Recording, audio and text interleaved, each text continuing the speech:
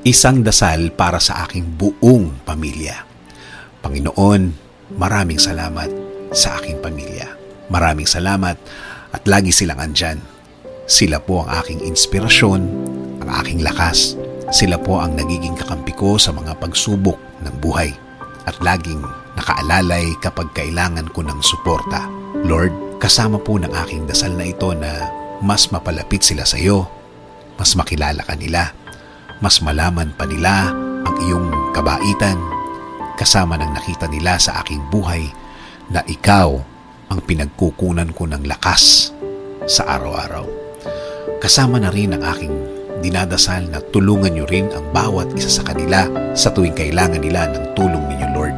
Tulad na lang ng pagtulong na ginagawa mo para sa akin every time na kailangan ko po ng tulong niyo. Palagi niyo silang samahan at protektahan sa lahat ng oras.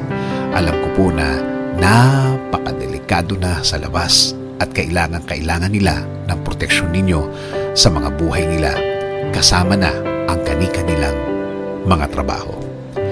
Ikaw, Panginoon, ang nakakaalam ng lahat ng kanilang pinagdadaanan. Alam mo kung anong mga pagsubok ang dumadating sa kanila.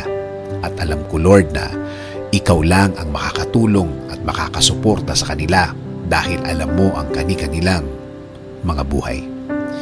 Bigyan mo sila ng talino para kanilang magamit sa tuwing may dalahin sila sa kani-kanilang mga buhay. I-remind mo sa kanila na ikaw lang ang panggagalingan ng mga bagay na ito, mga tulong na ikaw lang ang makakaprovide. Tulungan niyo rin po ang pamilya kong may pinagdadaanan sa kani-kanilang araw. Mga taong ayaw magsalita tungkol sa kanilang mga problema at nagdesisyon na lang na manahimik na lamang and decided to keep it to themselves. Panginoon, alagaan niyo po ang lahat ng magulang, kapatid at lahat ng miyembro ng pamilyang Pilipino. Patuloy niyo kaming ilayo sa lahat ng uri ng sakit. Ilayo niyo po kami sa lahat ng uri ng masama.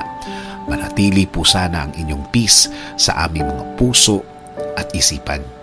Patuloy niyo pong i-guide ang aking buhay. Bigyan niyo po palagi ng direksyon ang aking araw-araw at ng aking buong pamilya. Patawarin niyo po kami sa lahat ng aming kasalanan sa inyo, Panginoon. In Jesus' name we pray. Amen. Sabi nga sa Colossians 3:13, bear with each other and forgive one another. If any of you has a grievance against someone, forgive as the Lord forgave you.